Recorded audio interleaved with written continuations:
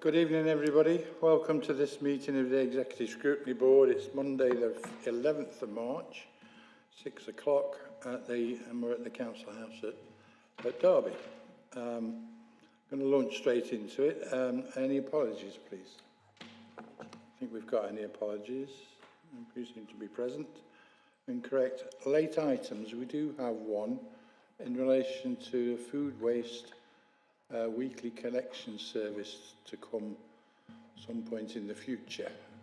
So I'll deal with that under our item 7 when we're going through Council Cabinet agenda and call for yourselves to give us some detail because we only got it this afternoon. So we've read it, whether we've digested it properly is another matter, but thank you, Simon, for the phone call this afternoon, the briefing on it.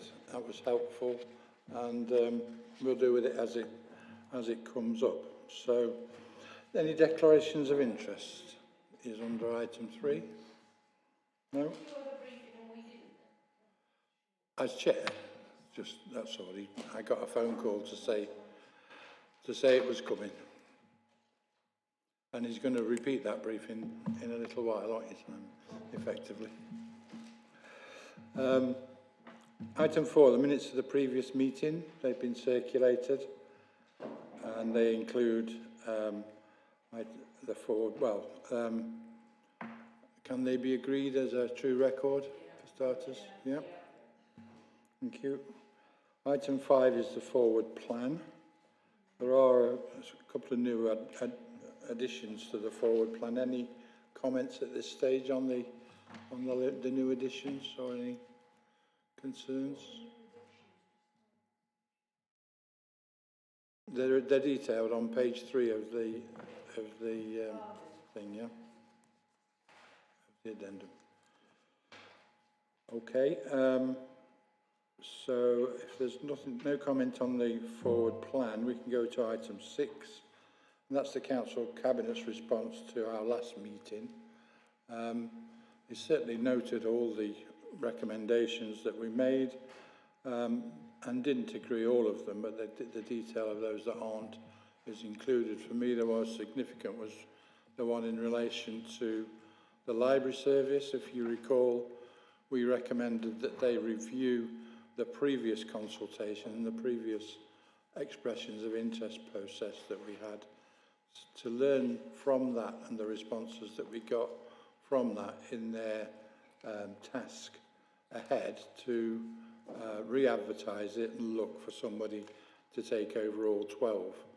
They declined that offer. They didn't want to review anything that the previous administration had done. So they're going to have to spend time and money and effort doing exactly what we did last year, basically.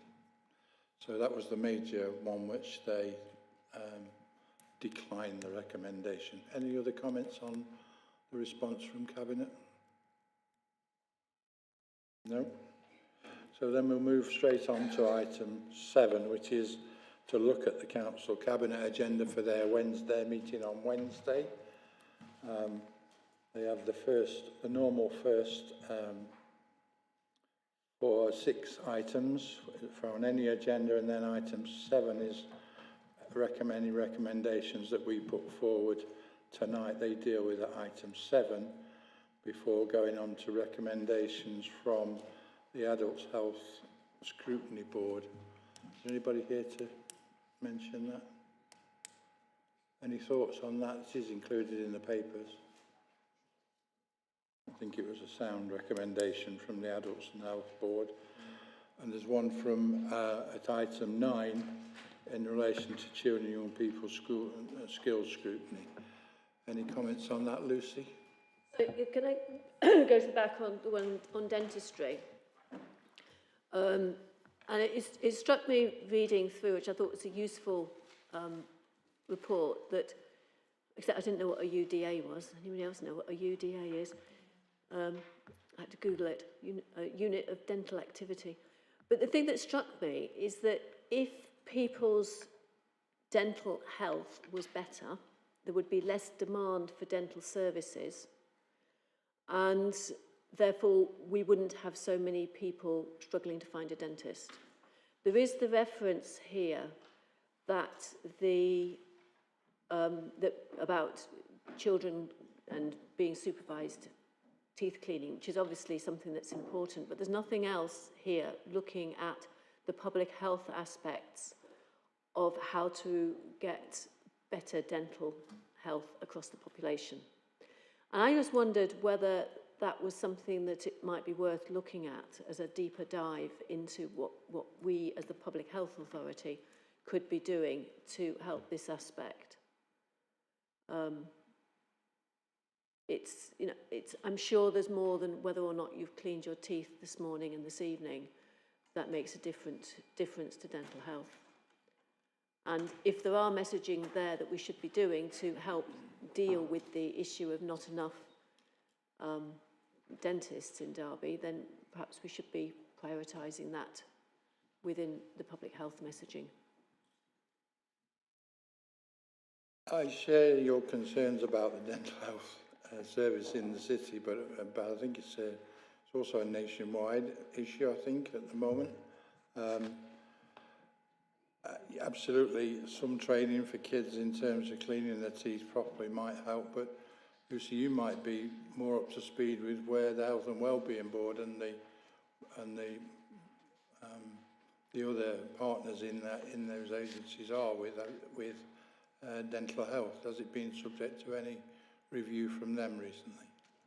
There was discussion, I think it was last time, might have been the time before, about the role of fluoridation, which again is mentioned in here, and the changing responsibility for whether water would be fluoridated artificially or not. Interestingly, there was some research published just before that meeting, a couple of days earlier, which I Googled during the meeting because somebody raised the issue about what is actually the capital cost of doing water fluoridation. It's not just a matter of snapping your fingers, you have to have a whole lot of equipment going in and the cost of the process. And there was research suggesting that it actually, the value of fluoridating water was more expensive to do that than to do a number of other interventions on dental health. And that wasn't really explored in depth, but maybe it could be explored further. But it may be that what the NHS has taken that away, is it is more, that would be more, I think, for them to look at the costs of the treatment rather than the public health and the fluoridation. Okay. I'm just looking at the recommendation from the Adult Health Scrutiny Board. And it's quite wide-ranging. It simply calls on Council Cabinet to support the call for reform and investment in dentistry, to support the aspiration to achieve 700,000 more urgent appointments. And I think that's built on the fact that anybody with urgent dental treatment goes into the NHS system. It only goes 101, and it's another call on National Health Services before they're directed to an urgent appointment or an emergency appointment, depending on how bad it is. So it also calls for Council Cabinet to support reform of the dental contract to rebuild the service in Derby and throughout the country. And that's in the wake of the dentists having difficulty with their contractual arrangements and opting out of NHS treatment and going to private treatment, which doesn't help in the areas where health services and the need is greatest. There seem to be fewer National Health Service dentists. So I'm not sure we can add to that, really, unless you've got anything you want to directly to put. Chair, this deals with the acute problem, which is, I think, what they were looking at from the report. I wasn't at the meeting, but I think they were looking at the acute problem of not being able to get help when you've got that need in your mouth. But the longer term thing, the public health thing, is to reduce the number of people who are having problems with holes in their teeth or with other problems in their mouths. And that is what I just wonder, if we can do that, then there is less pressure on needing more appointments because there are fewer people needing appointments. It's a longer term, much longer term way of looking at things, but it may be this has been a long-term problem in terms of dentistry. I can't see the government turning around the problem anytime quickly because there aren't lots of spare dentists around with time on their hands. So if... Are you thinking maybe an extra line, recommending an extra line in there in relation to the public health aspects of it? I would certainly welcome us looking at the public health aspects of this. Now, whether we should be saying that to asking the Scrutiny Board to look into it, or whether, as you mentioned, it's something that health and well-being we could put extra encouragement to. I think it's some research that's needed more than action. So I think what they're asking for Council Cabinet is fine, and it follows from the work they've already done. But looking at the longer term and the chronic problems of teeth might be something that we need to be looking at separately, and sending a different recommendation to somebody else. Okay, so are you able to construct a line or two in relation to that now so that we can put it forward to bolster this? I would welcome other people's views as to whether we should be sending that back to Adults and Health, or whether we should be sending that to Health and Wellbeing. I would suggest it's for Cabinet to decide where it goes to, but maybe with a suggestion that Health and Wellbeing Board could do a project or look at it along with Public Health. Any thoughts? Any other thoughts? Put a line together, Lucy, on it, and we'll see if we can agree it before we finish tonight. Councillor Wright. I don't have any thoughts specifically on the... We have liftoff. I don't have any thoughts on the immediate crisis and what needs to be done in terms of addressing the immediate crisis that we have in society, in Derby in particular, in relation to accessing dental care. What I wanted to say is that in addition to what is actually expressed here, what I would have liked is some discussion about prevention, and prevention in relation to what the food and drinks industry are doing. What should be done in terms of regulation, lobbying, in terms of what is being produced that creates the increase as we see it, not only in dentistry related problems, but as we know also in terms of obesity and the impact that obesity is having on children's health. So I would have liked some reference to not only the micro issues in terms of how people's health has been affected, but the macro concerns about how our industries are creating this situation. Thank you. I don't disagree with you, Councillor Wright, but I think the prospects of persuading Cadbury to take sugar out of their chocolate is a way away just yet. But no, it's about lobbying, yes. The aspiration for lobbying and getting policy changes. If there's anything you want to add to the Scrutiny Board's recommendation, then let us know and we'll go from there. Any other thoughts, comments? Lucy, are you ready, or shall we come back to you? Nearly there. Okay. Give you a minute. Perhaps I can just deal with item 9, which is the Children's Scrutiny Board. Their recommendation or note is in relation to the report that they did on the Youth Alliance annual evaluation for 22-23. And I don't think there's 4 recommendations.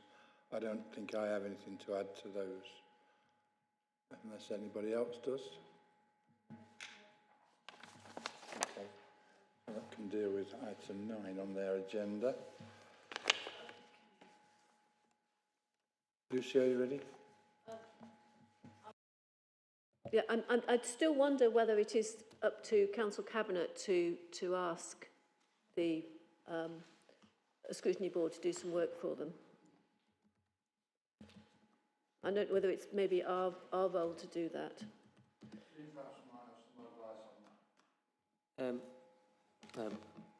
Chair, through you, if this is the overarching scrutiny board, so if you want to recommend that an individual scrutiny board, we can recommend items, could be recommended up and down, so and health and wellbeing board, I would say that would be the same. It would be for this board to recommend that, and then there would what would happen is if you either recommend it to make a recommendation to an individual board, scrutiny board, or to the health and wellbeing board, I would basically produce a minute extract that would go to their next meeting. Okay. So, Chair, what I've written is to ask the Adults and Health Scrutiny Board or Health and Wellbeing Board to do, or could be and there, to do additional work on what the council or local NHS might be able to do to reduce the prevalence of dental problems so that there are fewer acute problems to require dental attention. Okay, so I would go with and I would recommend that they review the minute extract and then carry on with the rest of your line.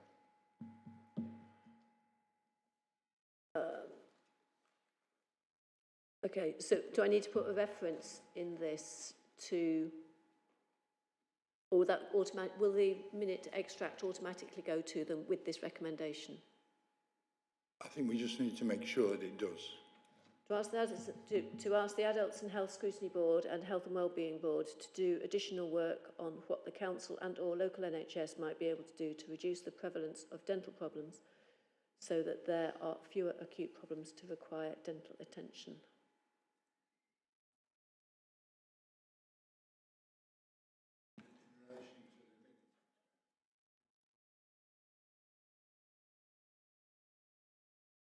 Okay. Thank you, Lucy. That deals with item 9 and 8 and 9. So we'll move on then to item 10, which is the adult social care fees and charges. Who's going to do that one? Gamal, thank you. Oh, no. Chair, this is the sort of annual report that normally comes around this time of the year in relation to adult social care fees and charges for 2024-25.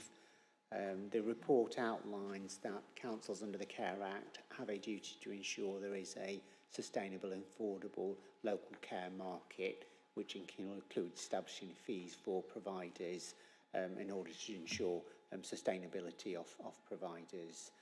There are a number of cost model standard rates used by local councils to update for national living wage and for inflation, and this report is presented, Chair, to Cabinet around March each year ahead of April implementation, taking into account market conditions and cost pressures for providers. The report also outlines uplift required for council-provided adult care services also. Chair, engagement with providers have taken place in a number of ways, meetings and questionnaires and various formats, and the council's cost models have also been updated. Cabinet are recommended to approve the following uplift, Chair, at the meeting on Wednesday. So that is in relation to a 7.8% increase for standard residential care and nursing care, and that's weekly fee rates, 7.1% increase for home care, hourly fee rates, similarly 7.1% for supported living, and 7.1% maximum for direct payments where an uplift is requested and evidenced.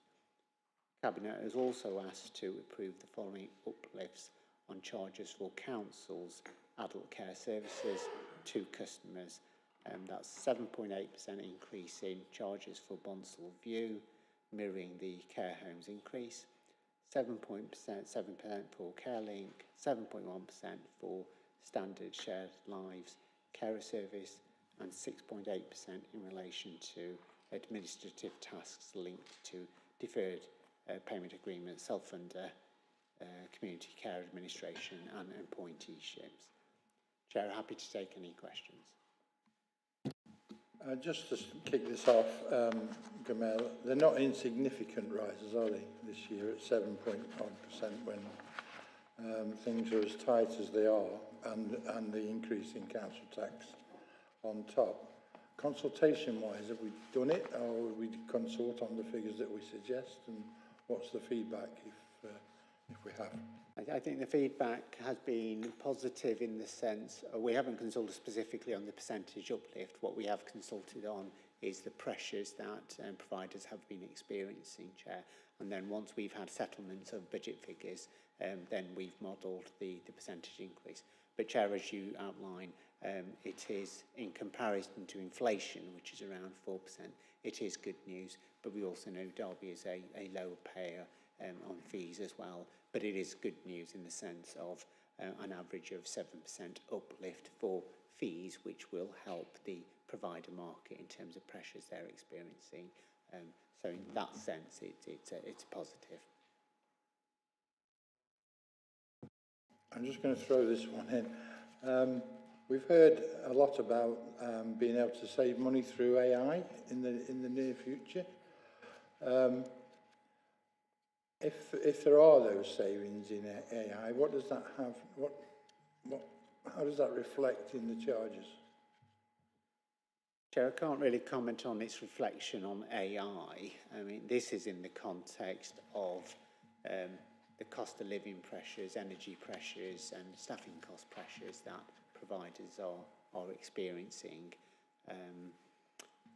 There isn't a direct correlation between this fees and charges paper and in relation to opportunities for efficiencies in relation to artificial intelligence and proposals that are underway.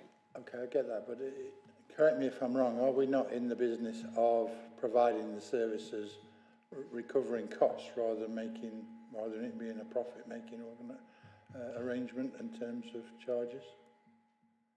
Yeah, Chair, there's certainly no proposal to make profits as such. This is around ensuring kind of the fee rate allows sustainability of the market, and certainly the benchmarking we've done with kind of the providers we have in Derby, the uplift wouldn't lead to excessive profit levels in the sense, Chair, if I'm understanding the question correctly.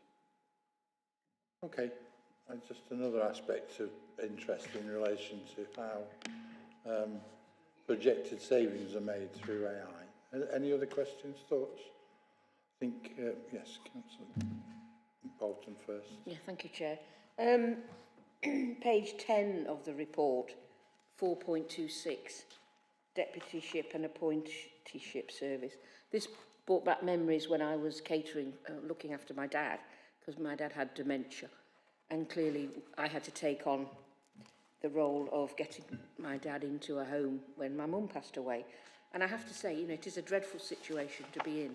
And this issue is very complex and at times quite stressful, especially if you're dealing with circumstances of somebody passing away, etc., and having to look after a spouse who's got dementia. But it says here that in the paragraph that some people don't have any daughters or sons or close friends to deal with this on their behalf, particularly when they need the help. So on top of that, on top of figuring out the costs, there is a charge, an added charge, if somebody can't go through this quite complex procedure themselves. And I just feel and felt the council need to adhere to that, and I'm sure the council will help where they can, but it just puts extra strain on an already strained system. But I take on board what Gamal has said about the cost, and obviously with the cost of living crisis and energy and food prices all going up.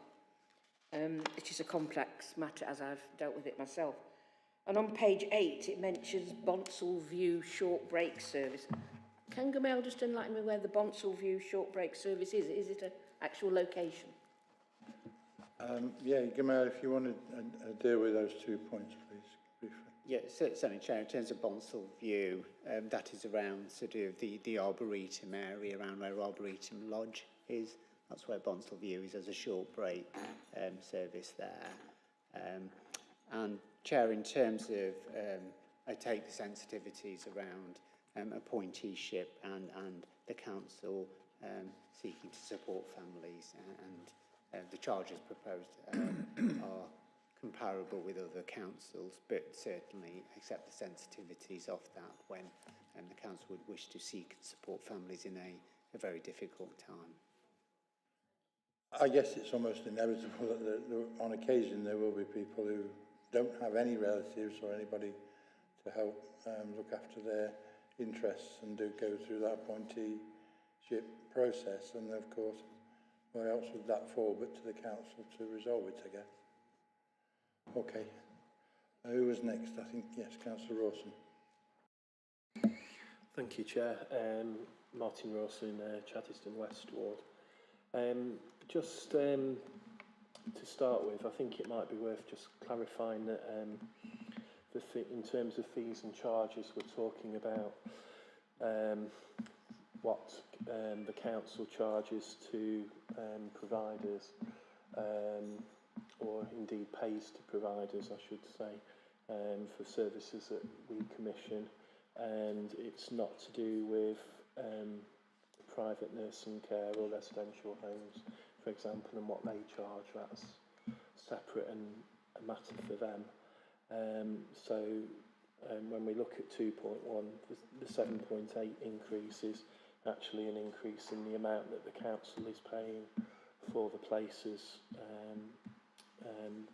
that we commission for residents.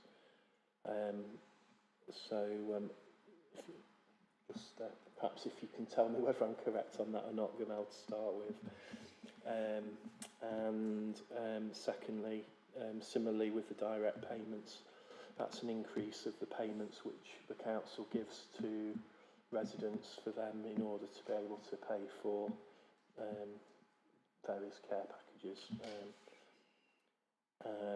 So just to clarify that in case anybody who's watching might not be aware of that. And to go at the other end of the question, are we paying too much? Which we've got to bear in mind because this is public money and the council's finances are stretched, as we know.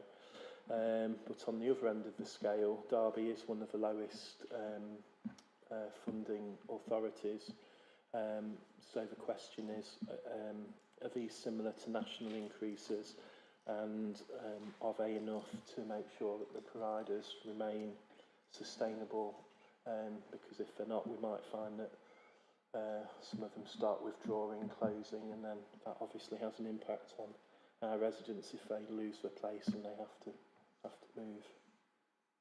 Thank you. Thank you, Chair. Picking the first bit up, Chair, in terms of the fee rates the council pays, certainly families will make their own arrangements in relation to top-up fees in terms of what type of residential or nursing home a family wishes a member of their family to go into.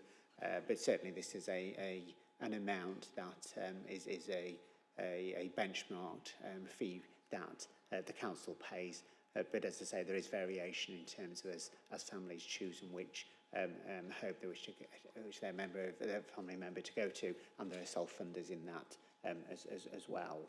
In terms of the second area of the question, just remind me again, Martin, that was the national how these increases compare to the national increases, and whether it's enough to keep the providers sustainable.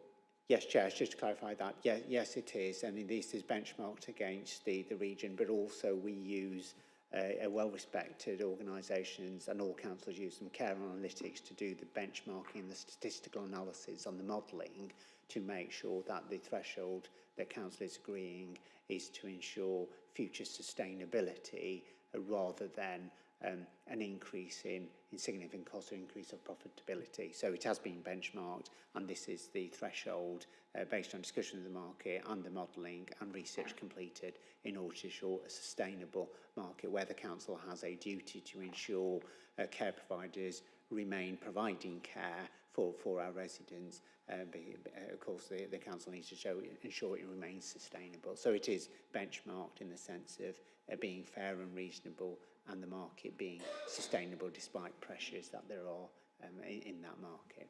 Thank you. Which I guess we need to do to make sure we get sufficient providers for the service that we need, that's difficult to provide. Councillor Kay, then Councillor Wright. Thank you.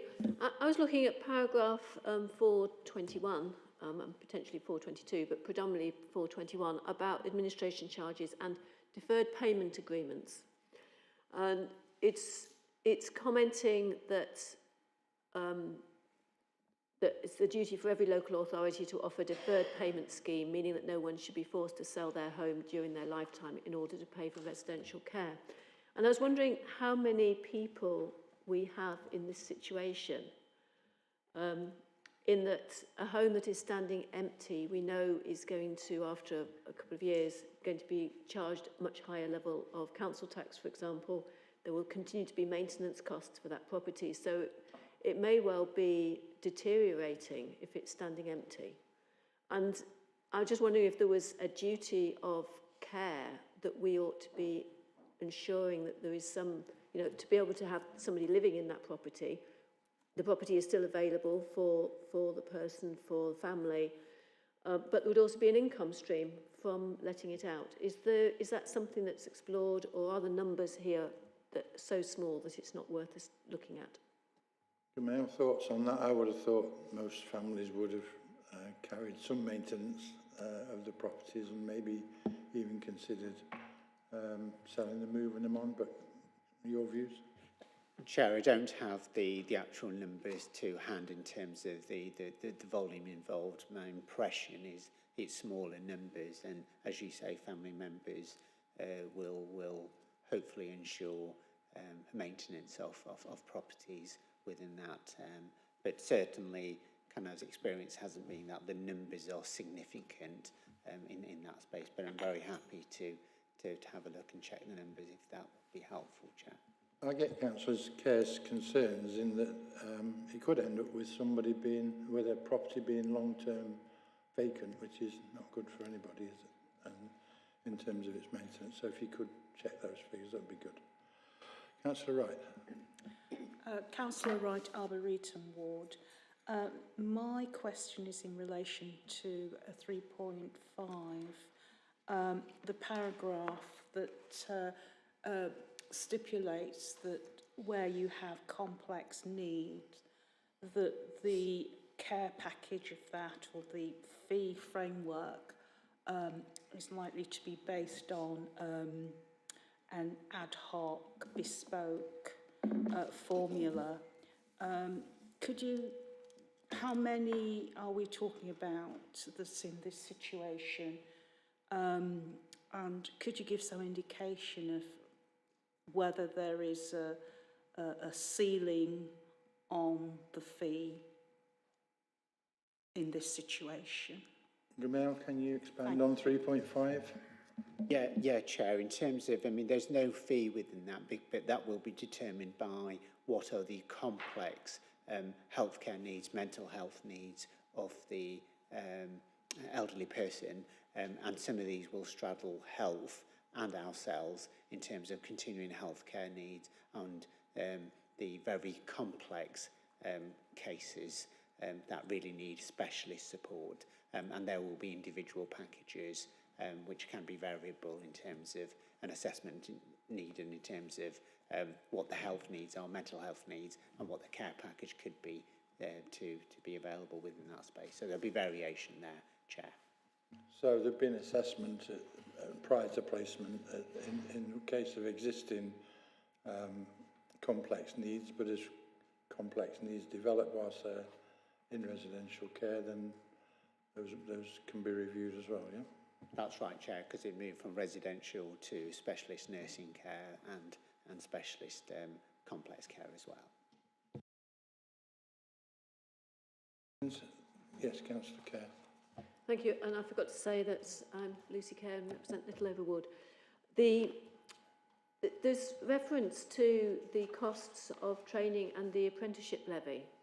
And I just wondered whether it's normal that most businesses here are using the apprenticeship levy to its full, or if there's any opportunity for those who may not be using it to be able to sort of share it across the sector in Derby at least. Camille? I'd need to take that one back in terms of how actively promoted is it, and is there further opportunity for providers to engage with that process. So you can feed that back to Councillor Kerr, thank you. Okay, unless there's anything else, I'm going to suggest we, as a committee, note the report alongside the questions that we've put. Is that okay? That deals with item 10. We went back to the agenda, item 11.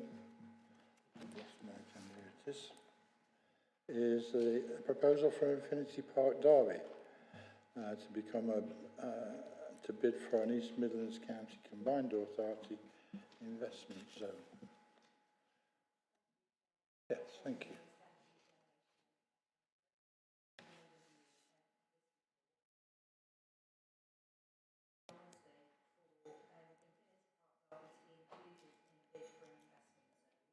Really sorry to interrupt. Could you put your mic on? Oh, apologies. I thought I had, and it didn't work. So hopefully you can hear me now. Yeah.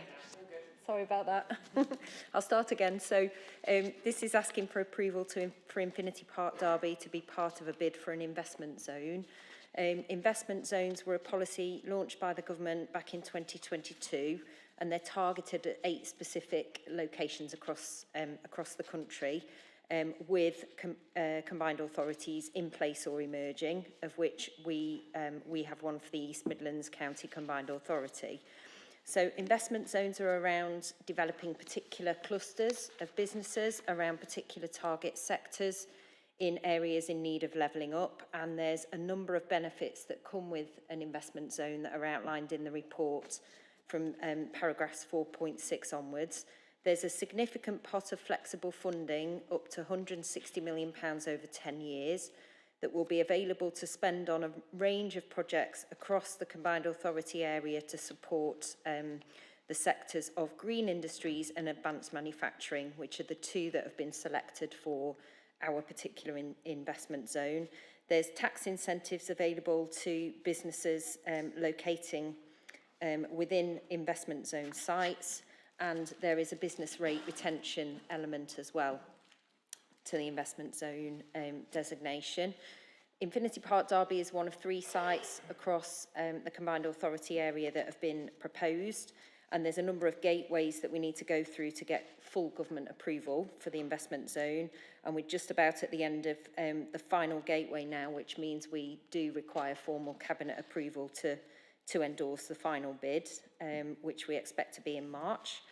The report tries to explain, because it is quite complicated, the relationship between this and the existing enterprise zone that we have at Infinity Park, and how it will be applied in terms of the full investment zone area for business rate retention purposes, and the area that will be available for businesses to get tax incentives.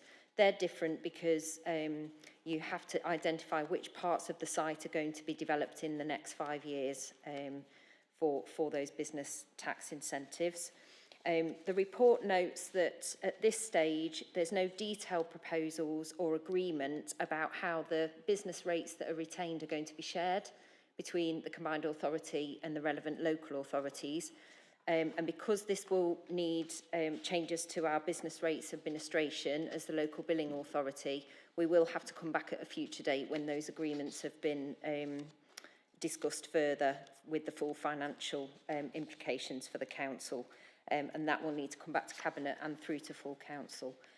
So that's a headline overview of the proposal, and happy to take any questions. Thank you. Okay, thanks. I think members are going to agree that it's a desirable thing to go for and to help develop that out. But there are, as you already mentioned, some issues around it and the complications around the DevCo and or the status for that land and whatever. Not least around the A50 new A50 junction and. I'd like to put this delicately, better communication and cooperation between a consortium of landowners down there.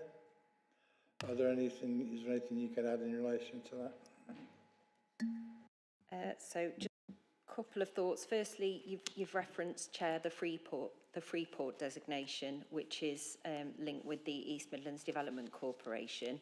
Again, another layer of complexity, I guess, in this whole world. And just to reassure on that, the government does require that there's clear cooperation and collaboration and the two designations complement one another. So the Freeport sits in a slightly different geography to the East Midlands Combined Authority area. So the way that we're proposing to deal with that is involvement in our respective governance boards. So the Freeport will sit on the investment zone steering group, if you like, and vice versa. And the main areas of collaboration will be making sure that we're not targeting the same sectors for support. That's how we see that working. And then in terms of the A50 project that you referenced, obviously there's proposals to use levelling up funds to build a new junction on the A50 to unlock a significant proportion of land for housing and commercial development. And we're working closely with the County Council and South Derbyshire District Council, as well as private sector partners on bringing that forward. There's work ongoing at the moment in line with that levelling up fund award to design, bring forward cost plans, etc. for delivery of that. The actual contracting for that project is going to be through the County Council, and obviously we're a partner because there are some implications for parts of land within our local authority boundary. So that's probably as much as I can say at this stage about that project. Thanks. You skillfully avoided the fact that there are time restrictions on the levelling up funding, not just for the A50, but for other schemes throughout the city. So there is an element of urgency in relation to some of this. That particular funding is, I believe, to be spent by March 2026. So there's another two years to spend that funding.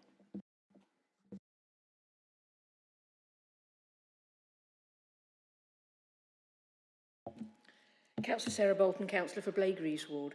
Thanks, Catherine, for the introduction to this paper. Page 10, 5.1, Public and Stakeholder Engagement. Can you just expand on what the stakeholder engagement plan will consist of, please?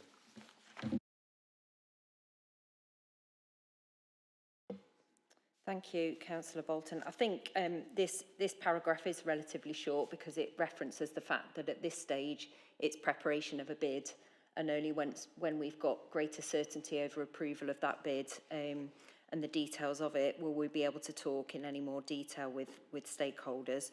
I think the stakeholder engagement plan is something we haven't developed or produced yet, but needs to be done. Therefore, we'll have to work with the combined authority and other local authority partners in pulling that together.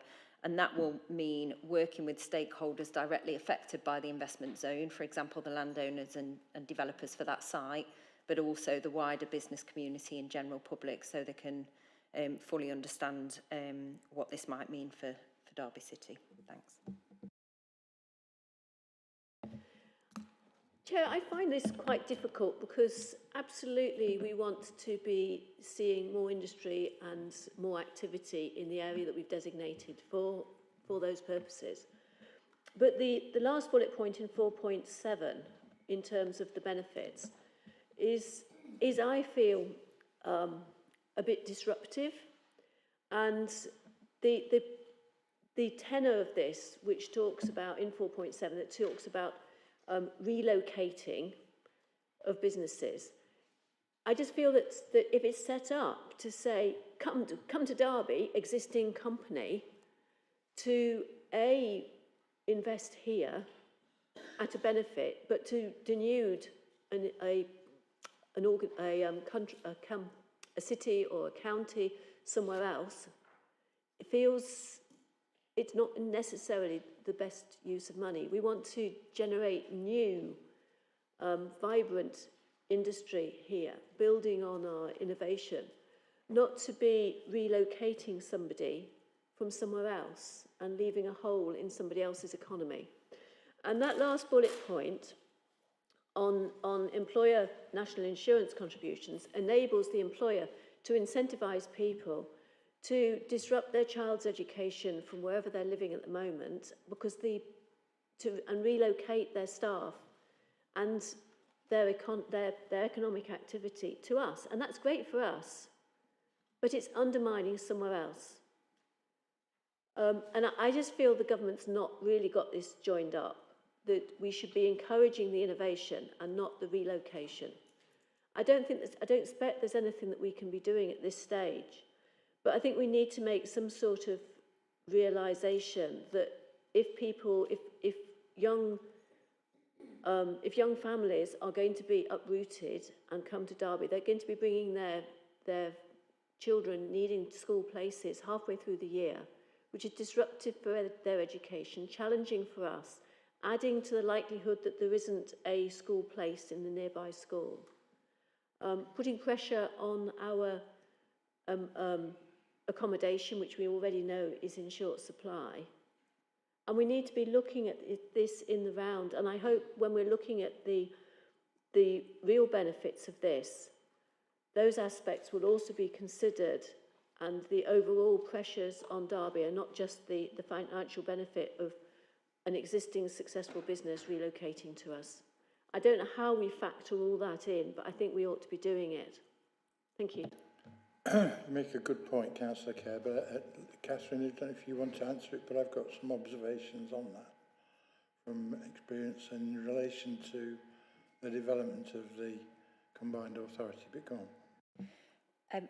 I guess my response is I won't comment on the policy itself in terms of Councillor Kerr's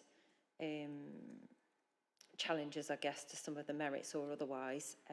I guess where relocation is concerned, our hope and expectation is that that will be through the growth of existing companies that choose the investment zone rather than a straight move from one place to another. There's limited control that you can have over that, but I guess that's what we're seeking and targeting through this. And I guess the work that we do on an ongoing basis around inward investment promotion really falls within that type of activity anyway. So we're always seeking, obviously, to attract the types of companies, the skills and the workforce to Derby, in addition to other elements of our economic development strategy that will help continue to support our economy to grow. So those are two initial thoughts, Chair. Thank you. Yeah, certainly in relation to the development of the combined authority, my colleagues' views in Nottingham City share your concern, Lucy, around denuding the city, their city, of some of the businesses to move to the Freeport. So it's certainly a major consideration, and I'm sure it will be the same in terms of the investment zone, because as Catherine says, I think what they're trying to encourage is new industry, development and expansion of existing companies, but also coalition of similar businesses into one area. So I know that it is a major consideration, but a concern that needs to be borne in mind. Martin.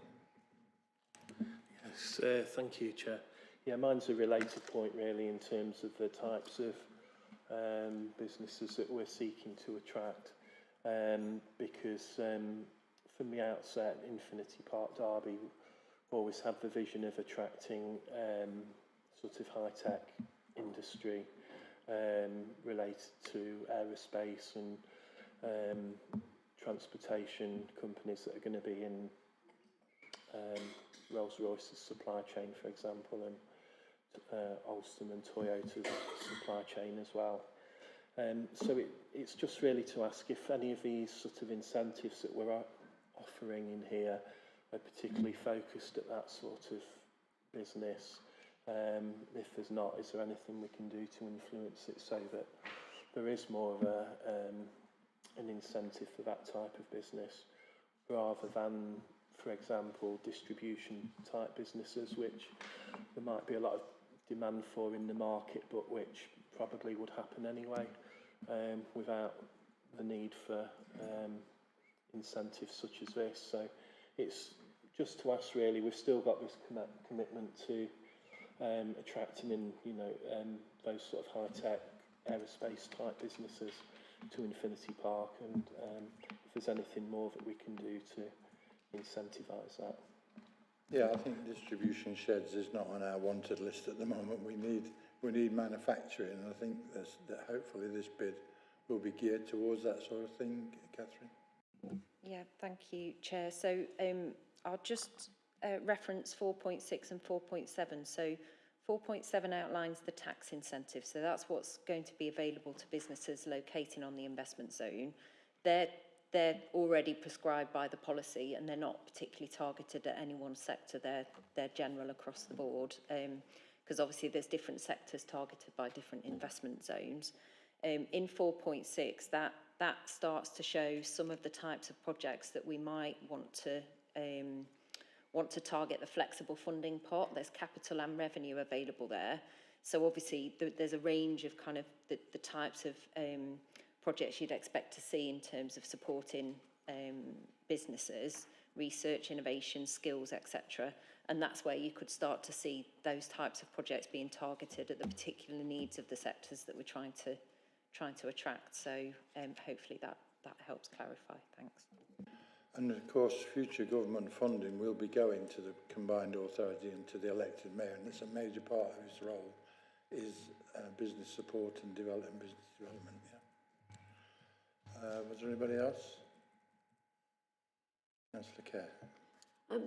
Chair, can I suggest a recommendation to ask Cabinet and for us to ask EMSA, or for us Cabinet to ask EMSA, to ensure that full consideration is given to the impacts of businesses and staff relocating to Derby, including on housing and school place pressures, alongside the economic, skills and innovation benefits to the area. Thoughts? Meeting? Any particular objections to that, just raising an aspect? Yes, Martin. We perhaps just beef up the point we made about attract the sorts of business and sort of high-tech business that we want to attract, and just draw. I'm sure Cabinet are fully aware of that, but it's probably worth putting in our recommendation as well. Okay, so included in relation to the aspiration to attract manufacturing and high-tech industries, rather than, we don't have to say what we don't want, but we'll see what we do. Is that all right, Stephen? Can you work with that with Lucy? I can send it to you, Steve. How to put manufacturing. Okay, so I think we can agree that. Manufacturing and high-tech industry is the aspiration. Yeah. Okay, thank you, Catherine. Moving on then to item 12, infrastructure programme, capital programme. Thank you, Verna. Thank you, Chair. This is our annual capital programme, which you see regularly every year, so you'll be very familiar with it. It follows on from the MTFP and the budget, and which sets out the capital spend. It covers the areas of highways and transport, vehicles, flood defence, and for the first year, this coming year, parks and open spaces, which is a great addition to the programme. It's made up of external and internal funding, and importantly includes our 3-year asset management programme, which, as you know, is a requirement of the Department of Transport, and includes indicative schemes for future years. The report seeks approval for the programme and appropriate delegations to make changes over the year, as you know, this is quite a dynamic programme. It's been developed to address our infrastructure needs and not only the allocation of funds across critical areas, but also a commitment to sustainable development and the proactive management of resources. So some highlights from over the last year. Over 40,000 metres squared of carriageway resurfacing, over 30,000 metres squared of surface dressing, new pedestrian crossings at Chain Lane, even Reba Drive and the crossings at Kingsway. St Altman's Way and Cathedral Road signals were refurbished. Over 300 general and principal inspections of highway structures. The mill fleam pump came on board as part of our asset management regime over the last year and saw a very effective action in Storm Babette in October. The usual inspection and cleansing of watercourse trash screens and petrol and oil interceptors, refurbishment of play area at Chellaston Park, and obviously the purchase of vehicles. So all that delivery has taken place in the context of our continued move away from that annual planning cycle, which we talked about as part of last year's plan, as well as the ongoing financial position. So inflation, energy costs, skills shortage still remain an issue for ourselves and across the wide construction industry. The Council therefore cannot sustain those historic levels of borrowing to underpin the capital programme because of the revenue costs that exposes us to. But where we have borrowed, the funding has been focused on highways maintenance because of our confidence in delivery and that asset management approach, which we know is they excel at, which really defines that value for money. The report, I'll just draw your attention, as you would expect, for the first time makes reference to the Combined Authority, the new East Midlands Mayoral County Combined Authority. As you're all aware, that Combined Authority will become the Transport Authority for the area and will develop the local transport plan. So future funding will flow through the Combined Authority, but it is likely to provide a much more sustained level of investment for highways and transport, particularly from 2026. So, there's a note around the emerging opportunity presented by that Combined Authority and also a delegation there to recognise the agility as we need to work with the required pace as it forms itself over the next few months. Also, again, that commitment to long-term planning, our decisions around the programme are increasingly framed by more gateways, so they need to be strategic, intelligence-based, led by asset management, carbon reduction conscious, assessed for their benefits and assessed against the actual availability of resources for delivery. And those factors are going to be even more important as the Combined Authority comes on board. The City Region Sustainable Transport Settlement, which was mentioned in the Network North document, that £1.5 billion worth of funding that will flow through the Combined Authority. Sustainability will be a really critical element of the criteria for business development case to access that funding. And also asset management. The Combined Authority will develop an overarching strategy for asset management, and the way, our excellence in asset management and the way we provide that evidence will be really, really important for them to assess funding in the future. And that's really all I wanted to say, Chair. It's a routine report that you've seen many times, and there isn't too many differences in it, but highlighting hopefully those ones that are new.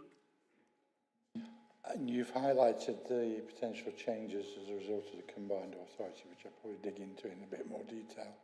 But first, any questions, Councillor Holmes? Thank you, Chair. I mean, it is routine, but it'd be remiss of me not to mention many meetings.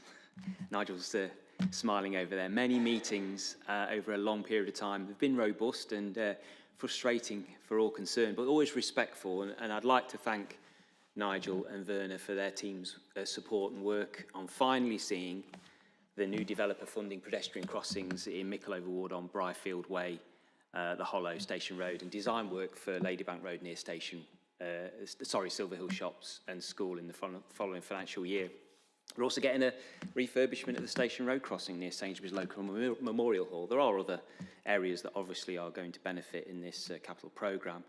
For me, if you just humour me for a second, Chair, because it is important, the west side of Derby, specifically Mickleover and the urban extensions to the city boundary and Mickleover boundary, has seen huge housing growth. you know, and the impact has been significant in terms of transport. And these are very important schemes, and just the first few of the schemes that we need to bring forward over the course of the next few years. So we're looking forward to continuing to bend your ear, Nigel and Werner. And recent meetings have been really positive, so we are going to press very hard to see the significant funding that is available is drawn down to bring forward many of the other schemes and improvements that Mickleover deserves. Just on the parks, Chair, if I may, I did highlight this in full council about it's always good to see, as I've demonstrated, individual capital schemes. You know, being a Mickleover Ward councillor, it's obviously something which I'm pleased to see my ward in there. But where there's a pot of money allocated, investment allocated in, for example, citywide improvements to parks, here say, play areas, I highlighted in full council that, again, being very selfish, in my own ward there is a particular play area on Devonshire Drive in Bramblebrook Park which is in great need of refurbishment.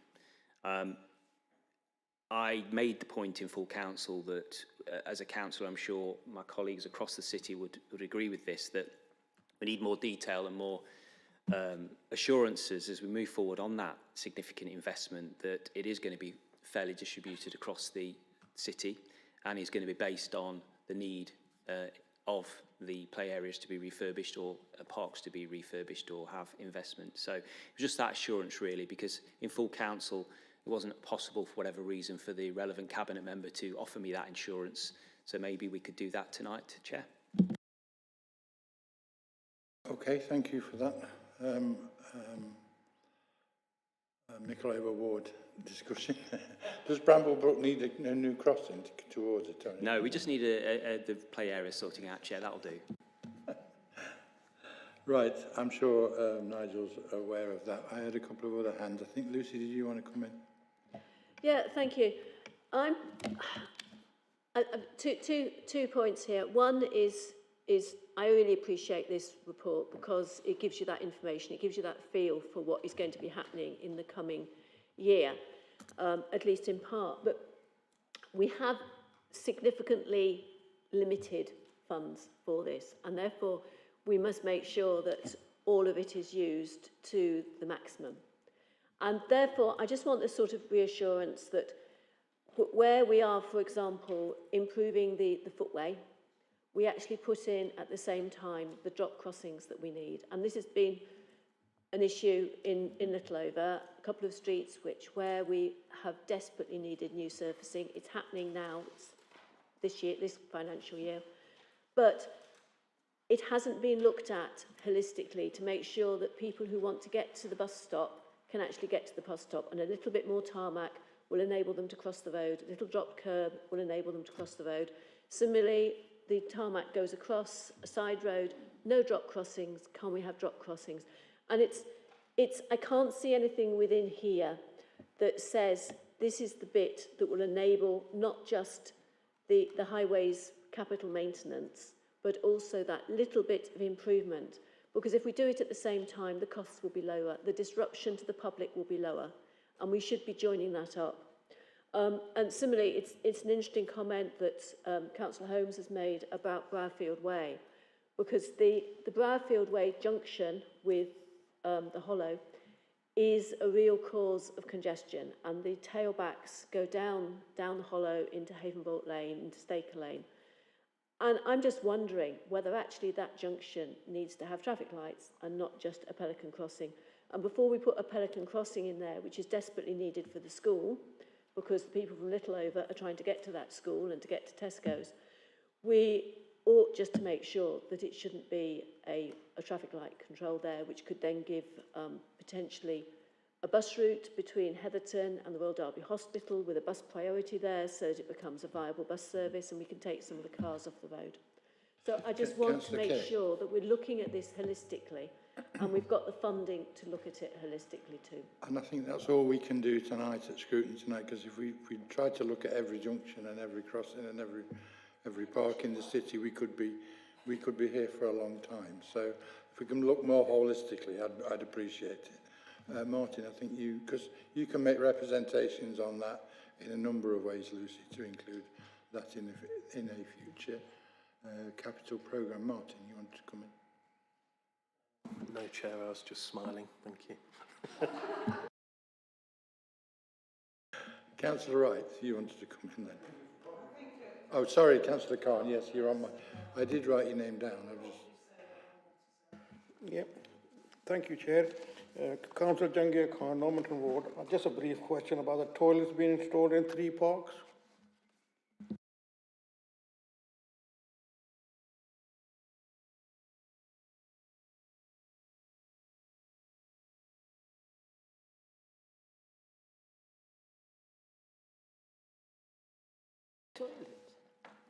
Can I? Yeah. Thank you, Chair. Councillor Cecile Wright, Councillor for Arboretum Ward. The 3 councillors in Arboretum Ward take their responsibility quite seriously. We do our utmost to serve our community, even though we're in a context of limited resources. One of the things that we have required to do as councillors is to ensure that the heritage of this country is looked after. And one aspect of our heritage is the first municipal park in the country, a park that I've been told Central Park in New York was modelled on. So can I have some assurances, please, that there will be funding for Arboretum Park? It has been neglected somewhat, and we do have the responsibility of not only ensuring the park flourishes for the residents, but as I said, we're also there as custodian of the heritage of this country. Thank you.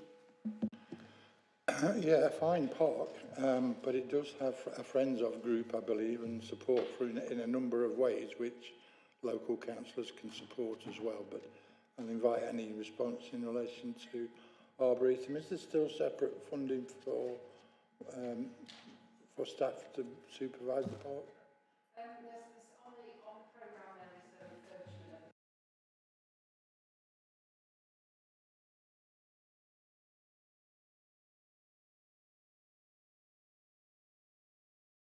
there is a refurbishment if you look on page 20, then there is refurbishment of the play area on Arboretum Park is detailed as one of the actions that will be taken over the next year. Wider than that, I will ask the parks officers to respond to you directly. Okay, so in terms of looking a little more holistically at the bigger picture, the first thing to mention is I know that the capital programme has been of interest in terms of its deliverability and resources for many years, and it struggles a lot in that, and I would imagine the situation's not been helped. But if I can look at Verna, you referred to the establishment of the combined authority and the fact that they will take responsibility from the first day of operation in May, if you like, as soon as the mayor becomes appointed. And they will have to produce a local transport plan. But they're not going to do that on day 2. They're not going to announce that on day 2. And they're going to have to establish a strategic transport board before they do that as part of their work. I've had this conversation with Nigel a bit in the past in relation to assurances that this business as usual can go on while that process happens, and to emphasise that this capital programme has less detail in terms of our existing or new local transport plan, particularly in relation to neighbourhoods, and each and every ward, what used to have 2, some have moved to 1 if it's a bigger project. But of greater concern to me is that I'm hearing talk of local transport plan items for individual wards going from each year to over a wider period, 3-5 years. Can I get some assurances in that, please? So your last point about Transport plan scheme stretching over a broader period of time, I think that's true. And it comes back to your first point, really, about resources and deliverability, that for 20 plus years, we've probably had a situation where we've planned each year as being, if you like, a new year, where everything starts fresh with the idea that it'll be finished in that year. And that's just never been a very realistic position. As resources, and particularly staff resources, have declined, that's become even more pressured.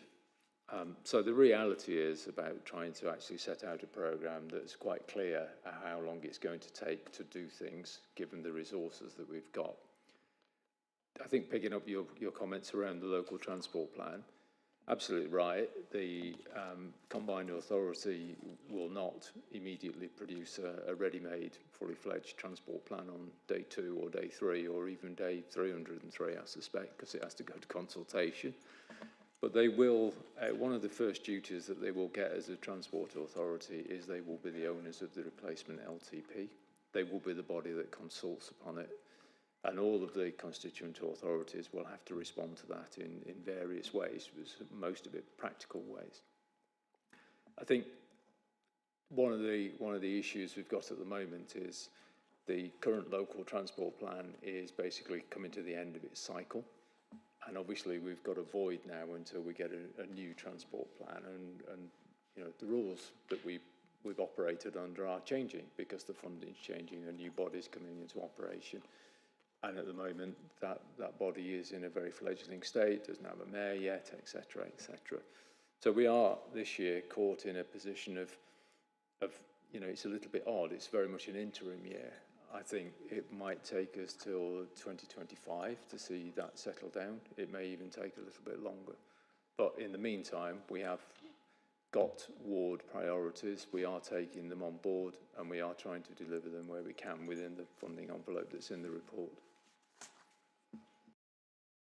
Thank you. As you know, I've just acknowledged the difficulties in relation to resources and whatever, but I am still a little concerned that the combined authority and the need for them to produce their own local transport plan becomes use the word, an excuse not to deliver on urgently needed priorities in our wards. And I quote some examples where they've been very successful priorities that have been led and delivered in relation to our wards, and I wouldn't want that to suffer. And can I just give another example differently in relation, and I'm going to raise the spectre of 106 funding here, because with all the development around the city and other things, that there is existing 106 funding, and there'll be more to come.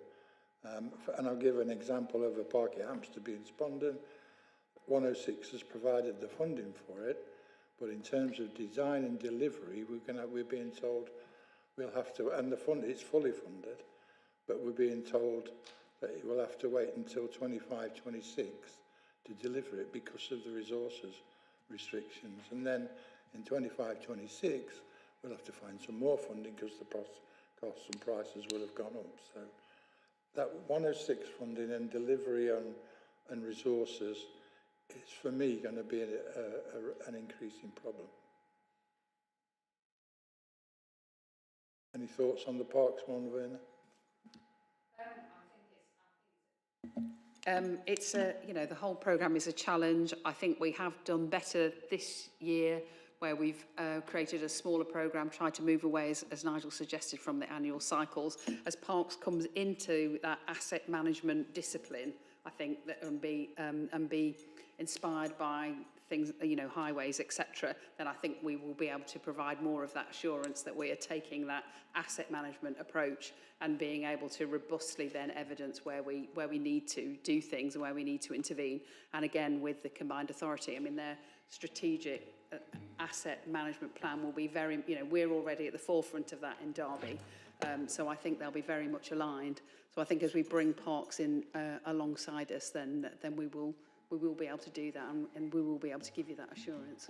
I think there's an opportunity here, though, Werner, with the likes of Fliss, who's taking on that role, and to give another example of where funding was, again, it was 106 funding, but the Friends of the Parks actually ran the consultation and designed it, and it was delivered by a private contractor. So in terms of resources, what do we need? Why can't we spend that money if it's there and available, and rather than wait 2 or 3 years to get it, make it more expensive? I thought when I mentioned 106 that Councillor Holmes's hand might go up. Thank you, Chair. It was just a thought. I mean, I was going to put forward a recommendation which more or less says seeking assurance from the Cabinet that the Parks and Open Spaces funding will be allocated based on the condition of a park, facilities / play equipment, and a list of all proposed projects be relayed to all councillors via their locality meetings in due course, alongside any reports taken to the overview and scrutiny. It's just trying to be open and transparent so we all know where the money is going to be invested. But I'm wondering, your valid points actually about 106 and the ability to help that process along and the resources needed. Chair, would you consider maybe adding another recommendation to that to encompass what you were seeking? Sorry, yes, Councillor Holmes. I think we just need to add a further line to suggest that Cabinet needs to look at, review the resources necessary to deliver parks improvements quicker where the funding is existing, where existing funding has been identified. Something like that, yeah? If Councillor Holmes will work on that while I go back. Can I suggest we have it as... Councillor Kerr and then Councillor Bolton. Can I suggest we have it as 2 recommendations so they can't throw them both out for one reason? And I think it's not just in parks that we need the resources to deal with the Section 106. I think the examples that we had about the crossings is a good one, that it was their highways resource that we didn't have. Well, yeah, you make, again, a valid point. Crossings are the same in terms of 106. It's delivered a new crossing in Spondon, which by design and delivered by a private company, included new drop curbs and moved drop curbs, by the way. So if we let Councillor Holmes include that line for now, and then I'll look at it with Councillor Holmes, and if it needs to be a separate recommendation, we'll sort that out and agree it on paper. Is that okay? Councillor Bolton. Councillor Sarah Bolton, Councillor for Blaegreaves Ward. Page 14, table 5, the penultimate issue. Can you explain what the Stenson Road Blaegreaves Lane compensation issue is about, please? Yes, it's to do with the scheme that was implemented there to signalise it several years ago, and there are some residents who had valid claims because the road moved closer to their houses, and it's just the final settlement of some of those issues. Okay. Any other contributions? Councillor Kerr to come back in. To just finally look at the climate impact assessment, which looks incredibly green. It's on page 9. And this is talking about spending of £11 million of predominantly capital money, which we know is going to be spent on energy, materials, activity, be hardcore. There'll be materials there that have been extracted from the ground. There is an enormous amount of capital stuff happening there, all of which will have quite a significant carbon footprint, including the £4 million plus, which is on transport. And transport is identified here as one of the darkest green, together with influence, but yet active travel is less than £1 million of the scheme. And I just feel the greenness of this, most of this is just to do with the maintaining the status quo and keeping our infrastructure alive and working. Absolutely vital, absolutely have to do it, but this somehow implies that what we're doing is planting lots of trees and sequestering lots of carbon, and that's not true. Again, we've agreed that in every report and every project in the council is subject to a carbon emissions review.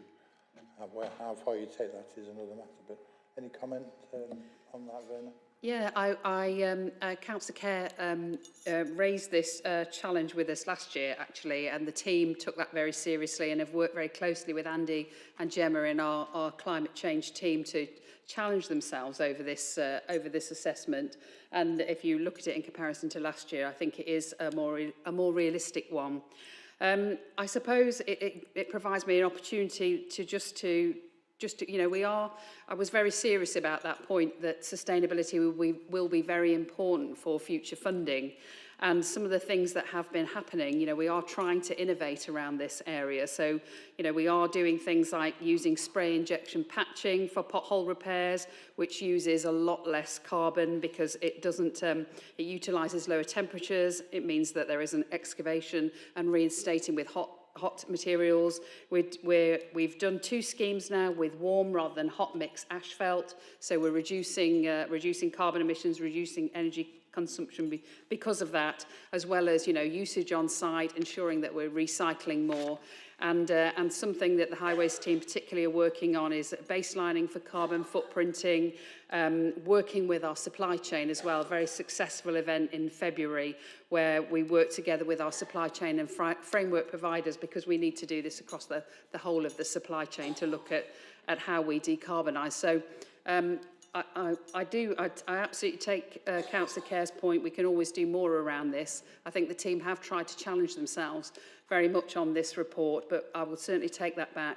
But there are, you know, there is some really positive things coming through as these new innovations and these new materials are being tested across the country, not just with us, but, you know, we are doing it here as well. May I just come back on that, because I think that context is really helpful.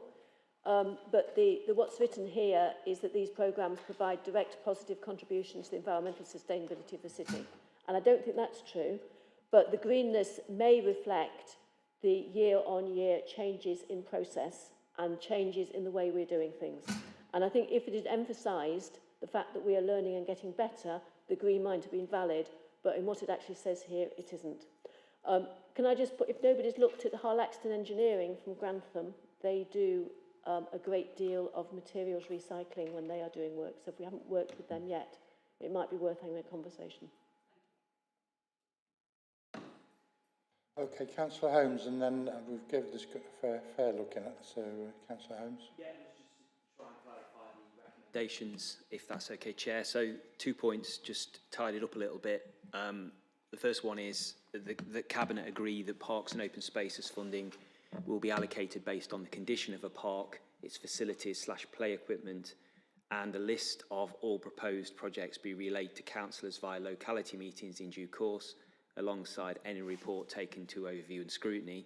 And then the second point, hopefully I've captured what you want, but if you wanted to add this or change it, that Cabinet review the resources required to deliver parks improvements where funding has already been identified, brackets for example 106, to ensure they are brought forward promptly.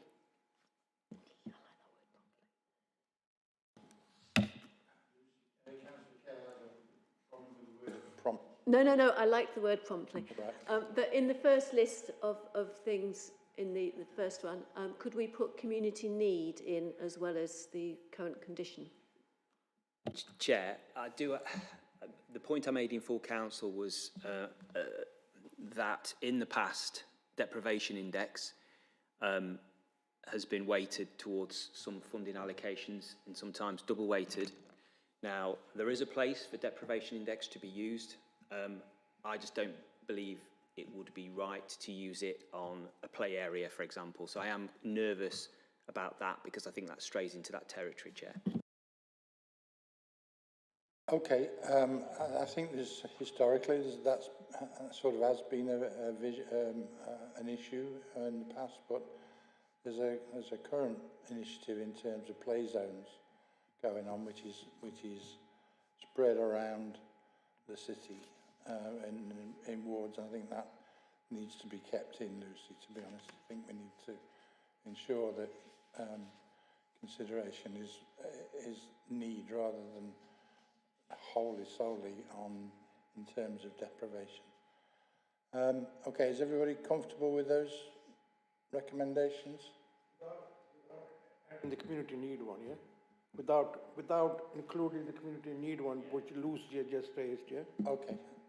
All right. So without that, we've just without that. Without that, yeah. I think Chair made the point that there are other funding pots that do take into account socioeconomic deprivation.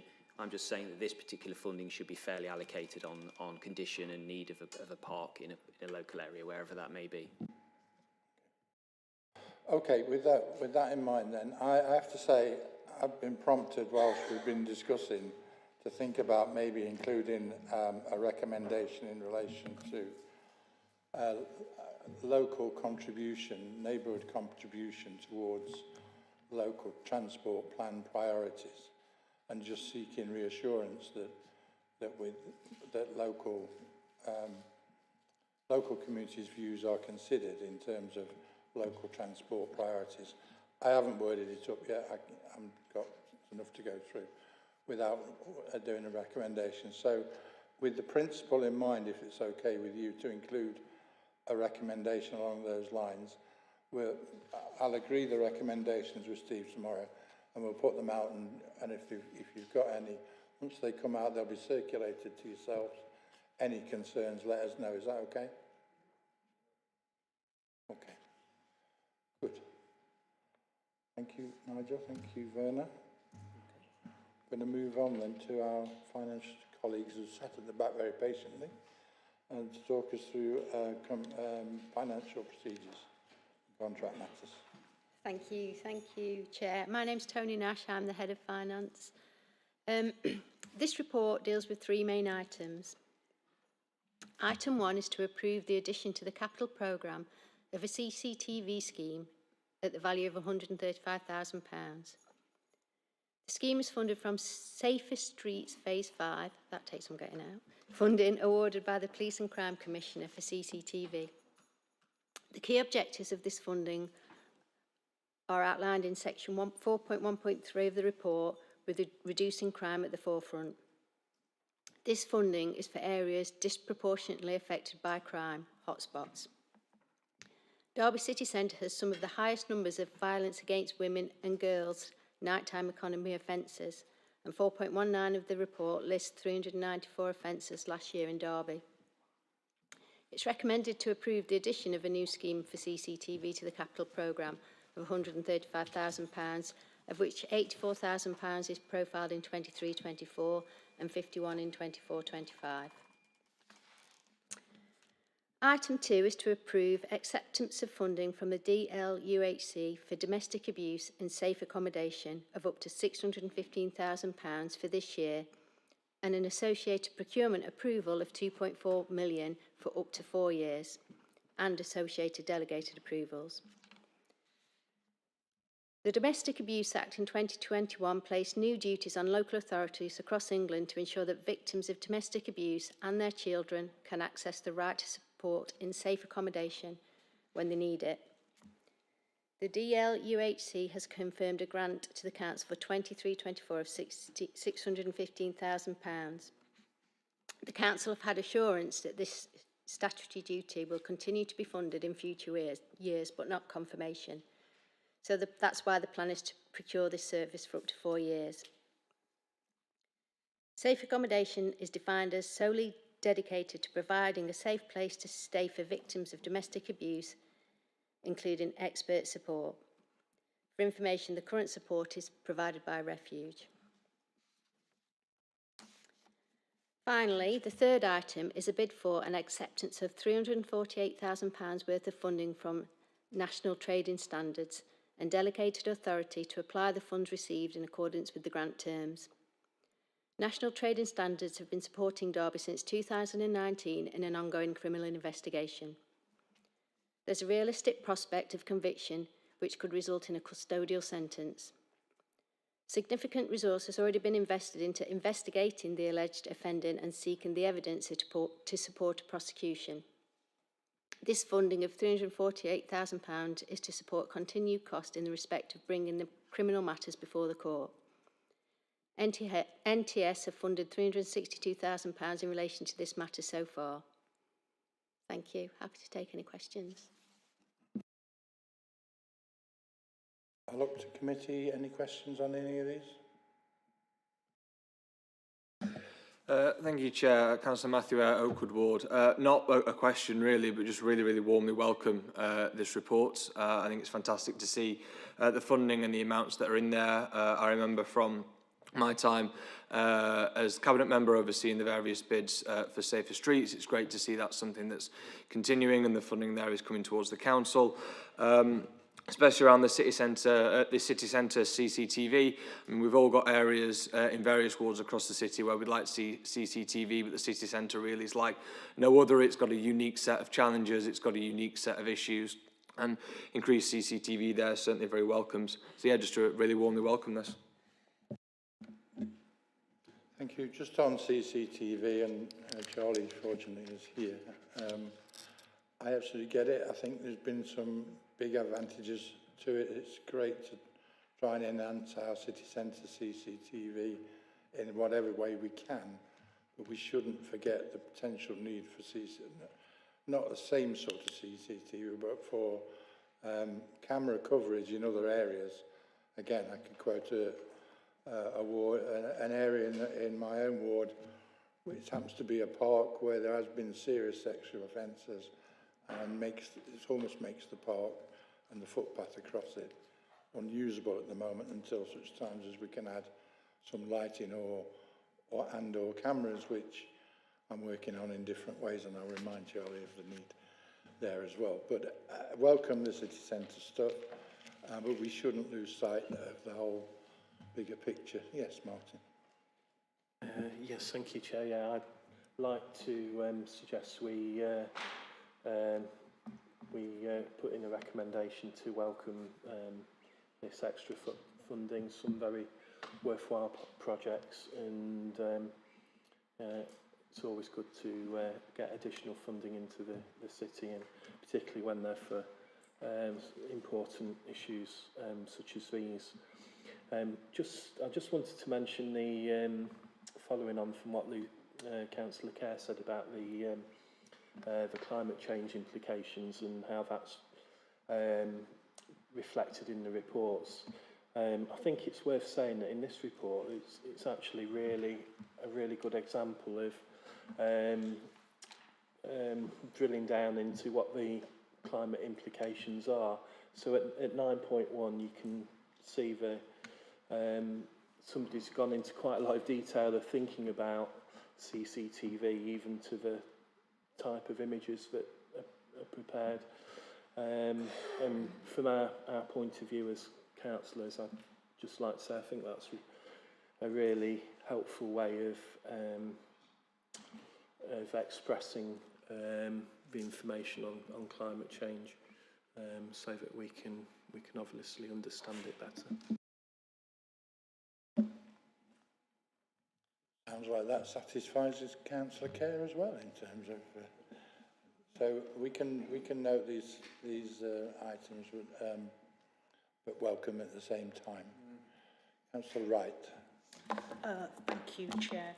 I also wanted to reiterate that it is great that we've been able to attract resources to deal with some of the challenges that we face in our localities.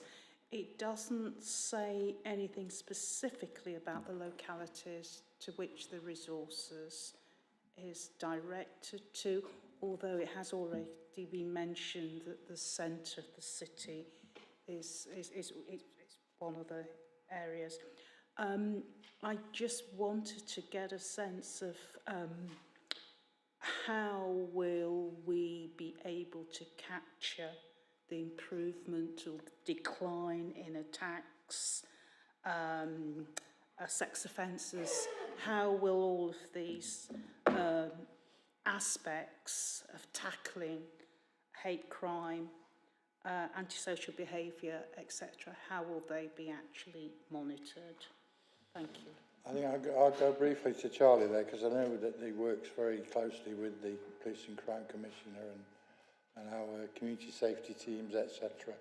And to a certain degree, monitoring the crime levels for these type of offences is done to death to some extent. So did you want to come back on that, Charlie? Yeah, just to say, generally, crime data its governance is from the Safer Derby Board, which is a statutory board that's got a number of statutory partners that have to attend that. So ourselves as a council, the police, health, probation service, fire and rescue. So governance to performance in the community safety world is done by that board. In relation to this specific paper, the improvements made by the Safer Streets funding specifically are monitored through the PCC's office. Okay, so on the paper itself, just a couple of points. Absolutely welcome them, and certainly we should bid for this funding with an air of caution of how much it's going to cost the council in other match funding or whatever. I don't think that's an issue with these particular ones, but also a couple of these are seeking permission to bid, but it doesn't mention to agree accepting the bids should they be successful. I don't know if you can comment on them. To approve the bid for the National Trading Standards one, is that the one that you're talking about? It does ask for delegated authority to, yeah. 2.7, grant award and apply the funds received in accordance with the grant terms. Is it over the page? Oh, okay. Yeah. Sorry, thank you. Thank you. That's okay. There's another one that's a bidding process. Anyway, welcome them with an air of caution in relation to cost and revenue implications. Good. Thank you. Moving on then to item 13. No, we've done that, just done that. It's the late item. And Charlie and Simon, thank you for waiting through that, but it's your own fault because you were the last ones to put the report in. So you've had to wait till last. Would you like to just brief the committee on what this is about, and we'll field any questions they have as a result. Thank you. Thank you, Chair. So first of all, I'd like to just apologise for the lateness of this item. Conversations over the last few weeks have created the need for us to come here and get some decisions.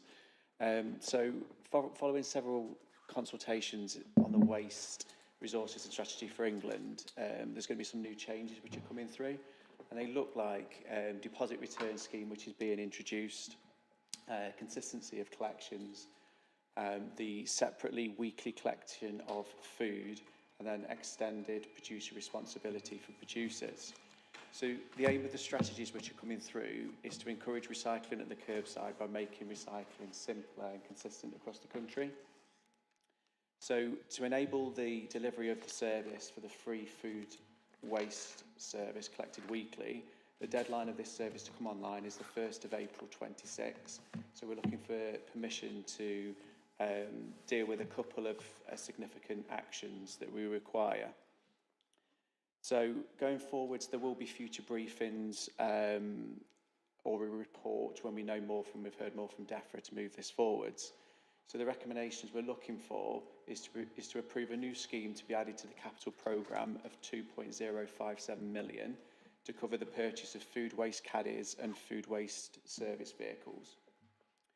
We're then looking to approve the order of food waste caddies at a total of 634,000 to secure the production slots in line with the project deadlines, and to approve the order of the food waste service vehicles at a total capital cost of £1.423 million. The final recommendation is to approve the orders to secure the delivery of the caddies to individual properties, and that'll be across Derby at a cost of £260,000. So officers have been working with suppliers to negotiate competitive rates and prices, and we're trying to guarantee the production slots, but orders need to be placed to secure these opportunities. So we've been engaging with DEFRA, and we've written to DEFRA to challenge the level of funding that's been given to the council, and that's ongoing. We're waiting for another letter now, so that's ongoing. So the financial modelling to operate this service to the whole of Derby requires capital spend of 2.057 million. The indicative capital funding provided by DEFRA is 1.676 million, leaving a gap of 380,000. However, this may be reduced following our challenge to DEFRA, and it's expected that this expenditure will be made in 25-26. So I just wanted to add here is that failure to secure the production slots of the caddies will impact us engaging the project and getting it to start on that date. As other authorities place orders for vehicles and caddies, that will become more challenging for us to deliver this project. I can take any questions if you've got any. Thank you. So, Simon, thank you for that briefly. But I guess it is a late report, but it's an early application to the providers for the equipment that's necessary, in a way. So we could sort of compliment you on that. But it's meant that it's had to be brought in because it's urgent. And I think you mentioned to me something like the providers of the equipment and the caddies and even the delivery can only, it's estimated, provide around 53%, was it, of the necessary equipment and stuff. So it's absolutely vital that we get in quickly to be able to ensure that we get this equipment and stuff. But we're placing an order for it to be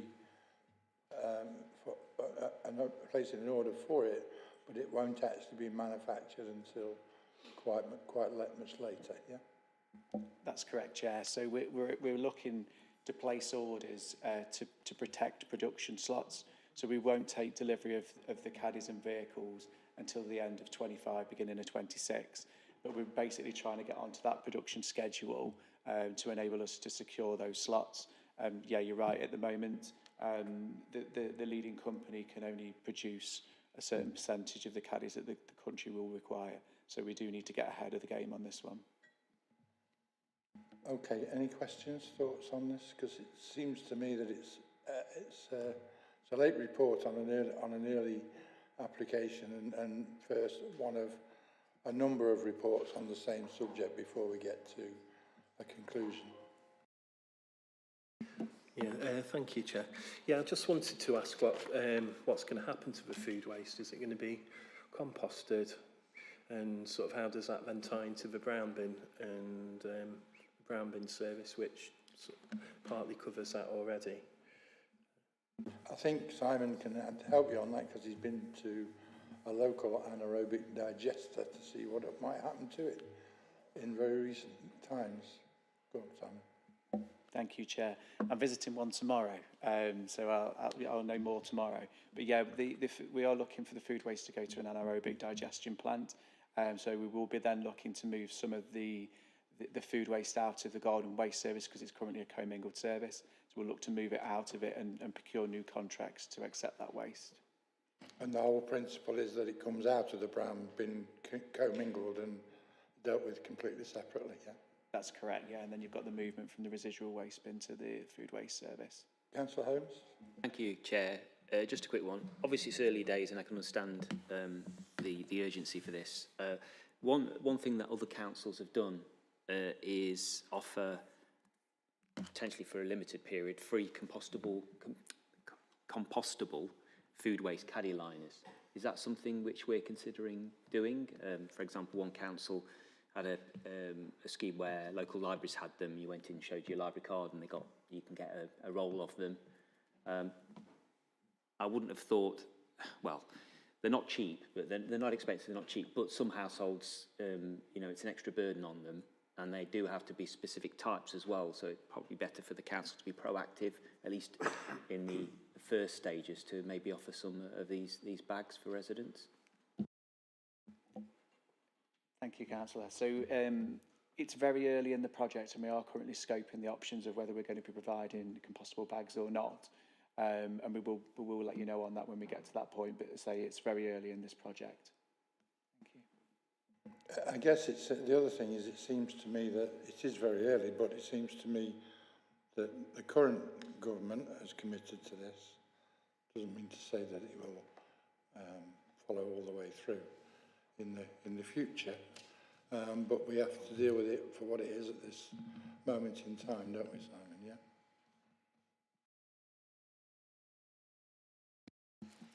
Yeah. Sarah Bolton, Councillor for Blakery's Ward. I was concerned really about the costings on this initiative, whilst I obviously agree with the food waste collection. I'm just concerned about the expense. And does this mean another bin for each household in every Derby city? We've already got blue, brown and black, so what's... Is it a caddy? They keep calling it a caddy, so how big are these caddies? And It actually means two, my understanding it means two new bins. 2 new bins. One for inside the house, which is relatively small, like a shoebox size, and then maybe a bit more, and then one for outside, that's the size of the average household bin. But they'd be provided, and that's what the delivery charge is about in terms of delivering them to two receptacles to every household in the city. Is that right, Simon? Thank you, Chair. Yeah, Councillor Bolton, this service is mandated in law, so we have got a requirement to provide this weekly collection service. And it does mean that we will be providing either a 5 or 7 litre kitchen caddy for residents, and then that will be presented at the curbside in a 23 litre container for the refuse crews to empty on a weekly basis. Thank you. Again, very early stages, and what they look like and how they're operated is probably yet to be defined. In terms of costs, Simon mentioned that they are challenging DEFRA over the level of funding. I'm going to make a suggestion that we might put a recommendation to the effect that Exec Scrutiny recommends to Cabinet that they write to DEFRA to seek assurances that all capital and revenue costs are met without shortfall. Something as simple and straightforward as that and direct, because it's an initiative of government and we can't pay for it in the current climate. Yes, Martin. Yeah, I agree with that, Chair. Just to ask, what's the thinking then behind the benefit of doing it this way rather than in collecting through the brown bin as we have done? Is there any big gain or benefit from doing I suggest we could maybe talk about that for an hour or two, but Simon, do you want to sum up in that regard the benefits of separate collection? Thank you, Chair. Councillor Rawson. It's felt that the yield will be higher, so if you collect it separately, it's felt that you'll be able to move some of that waste from the residual waste stream into the food waste scheme, so you'll be able to increase the amount of food that has been recycled. Thank you. And then I'm going to conclude. Can I ask that, I know you've been to the main manufacturer for this sort of bins, but given the time frame and given the need, I think there's capacity here for potentially somebody actually investing in manufacturing plant. And we might see if there is a local manufacturer who would like to be using this as their reason for investing, and we might actually get a better price if we're widening the market. So I'm just saying let's ask. I'm not saying it's practical or there's somebody there, but I know there's a company who are doing if people have been to Pride Park recently and seen the reusable rather than single-use beakers, those are being manufactured in Burton, and it may be that that's a company that has got the capacity to think ahead and grow bigger. We might be able to support that. Okay, it's not Derby, but it's nearly Derby. I think absolutely vital in this is going to be publicity so that people know what they're doing. And I think that is one of the costs that we need to make sure that we are factoring in, and DEFRA need to be telling people what we've got to do. They've got to know that we've got to be able to do that, otherwise it's fall flat on its face, and people will be putting their new bins into their recycling bin and getting rid of them again. That's the last thing we want to happen, as clutter in their kitchens. And sorry, Councillor Kerr, on that one, I think we've got 2 years in which to explain the initiative, and I think we'll probably spend at least 6 years after that trying to explain to people how to do it, but I take your point. Yeah, we need to fund it in. It's part of a new project. We need to tell people we've got to work with, 100,000 households. And the other thing is the comment in here that says that we can't have an electric powered vehicle. Now, I didn't hear it, but somebody was telling me about a Radio 4 programme, and it's a company in Bedfordshire, Northamptonshire, I think, who are taking the wheelie bin lorries that have got a bit tired and their engines are wearing out, and they are replacing them with electric transmissions and electric batteries, and they are persuading people that actually it's working, that you charge that overnight just from a normal supply that you've got coming into Stores Road or whatever. It doesn't have to be fast charged because you've got all night to charge it. And they are now competitive with getting a new vehicle. Now, they've got a waiting list, so we might get it in 2 years' time if we went and asked about it. But if we hand over one of the ones that is a bit past, you're getting a bit long in the tooth, and they can convert it for us. And it might be worth exploring. So, any potential for local suppliers? In terms of electric vehicles, this is 2 years down the line, and I know there needs to be planning for it, but if it's a national initiative and every authority in the country is going to have vehicles and containers and everything else, I suspect there'll be quite a lot of development in that area. Simon, local suppliers? I'm not aware of any local suppliers that could do this for us. The current supplier that we're working with does supply 92%, does have 92% of the market in the UK, so they're quite a large organisation. With regards to electric vehicles of this type, again, it could be looked at. However, we haven't got anything that we could repurpose to this task. So these are bespoke vehicles, 7.5 tonnes, so they're definitely lower than the existing vehicles. So it's a new fleet. Okay, Councillor, and then I'm going to wind it up. Thank you, Chair. I'll be very quick, and just to say I'm very pleased to hear that in the answer to Councillor Rawson's first question about where the waste was going to go, the answer was a degrader, not an incinerator. I'm very pleased to hear that. Just to check on the new vehicles, I think, Simon, you may have just covered it there. But one of the first questions I imagine we're going to get asked about this is why are we purchasing a new fleet of vehicles? Now, I'm going to imagine there are very, very legitimate reasons around that. I don't know whether these do something that the current vehicles don't or whether they're different in any way, but just to provide us with an answer if that question comes up, can you just explain a little bit more on why we're purchasing the new vehicles? Thank you, Councillor Eyre. So the current vehicles that we've got are going to be needed and required to carry out the collections because we're not reducing any services that we've currently got in waste collection. So this is a brand new service. It's a bolt-on service. We will be collecting food from every resident's house in Derby weekly. So we do require that new fleet to carry out that work. Like I said before, they are a different type of vehicle. So they can still lift bins, but they're a 7.5 tonne vehicle rather than a 26-tonne refuse truck that we've currently got. Brilliant, thanks Simon. That's pretty much the answer I would hope to have given, so I'm very, very glad to hear that that's the answer that it is. And just to check as well, it might be far too early to get an answer to this question, but do we foresee any changes to future brown bin services and brown bin collections given this element will be taken out? I bet it's probably far too early to make a guess on that, but would we foresee any kind of reduction in that service or reduction in the regularity or anything like that? Obviously, we've trialled a reduction over the winter. Could we see that becoming the norm if food service was to be removed from the brown bin side of things? Interesting question, particularly in the light of developments elsewhere and other authorities who are cash strapped to go into fortnightly collections, but I guess it's accurate to say we've no designs on changing the collection rates at the collection frequency at this point. That's correct, Chair. There's no current proposals to look at reducing that collection schedule.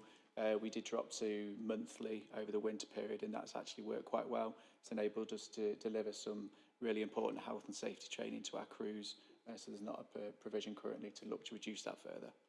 Thank you. But I guess this new project would actually collect the food waste where we're not collecting a brown bin for the whole year, yeah? So, Chair, there's currently nearly 3,000 tonnes of waste in the garden waste bin that we're collecting over that period, and it's only a small majority of that which is food, so there would still be a requirement. Councillor Holmes.